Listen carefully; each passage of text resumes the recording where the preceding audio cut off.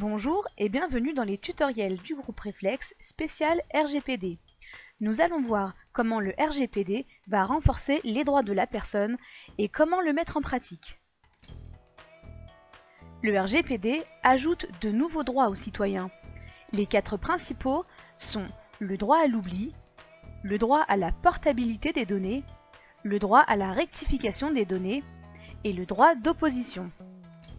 Le droit à l'oubli va permettre à votre client d'obtenir de votre part l'effacement des données à caractère personnel le concernant et vous aurez l'obligation de les effacer dans les meilleurs délais.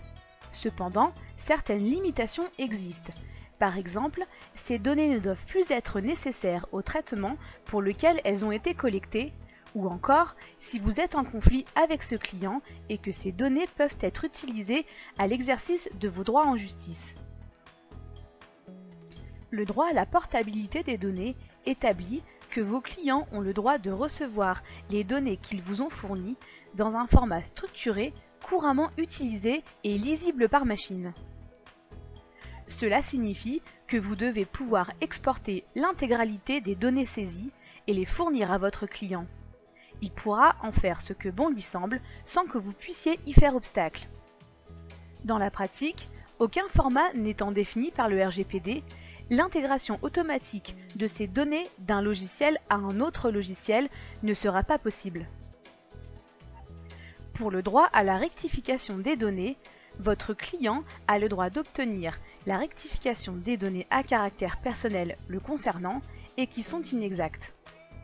Ce droit est certainement le moins impactant car il existait déjà dans la pratique courante.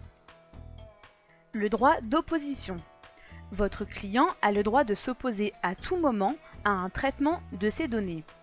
Ce droit sera surtout employé quand les données personnelles sont utilisées à des fins de prospection commerciale par exemple.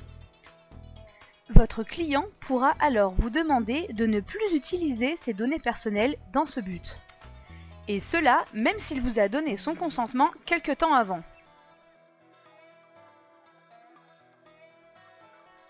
Il n'y a pas de formalisme explicitement évoqué dans le RGPD. La demande de votre client peut être faite par écrit ou par oral.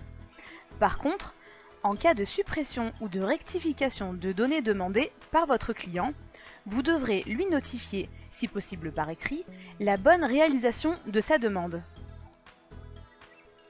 Il est très important de préciser qu'il est de votre responsabilité de communiquer auprès de vos sous-traitants lorsqu'un client fait usage d'un de ses droits.